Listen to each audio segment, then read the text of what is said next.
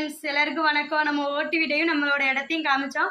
இன்னொன்று வந்து ஆட்டுக்கூட்டம்னு இன்னொரு வீடையும் எங்களால் காமிக்க முடியல. ஏன்னா இன்னைக்கு வந்து ஃபங்க்ஷன் வெளியில் போயிட்டோம்.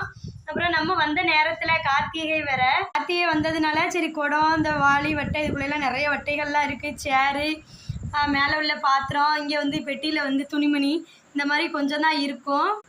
அந்த மாதிரி வந்து கொஞ்சம் தான் இருக்கும். ஏன்னு கேட்டிங்கன்னா பித்தளை பாத்திரம் எல்லாமே இன்னொரு வீட்டில் வந்து சேஃப்டியாக இருக்கட்டும் அப்படின்னு சொல்லிட்டு அங்கே போட்டாச்சு ஃப்ரெண்ட்ஸ்.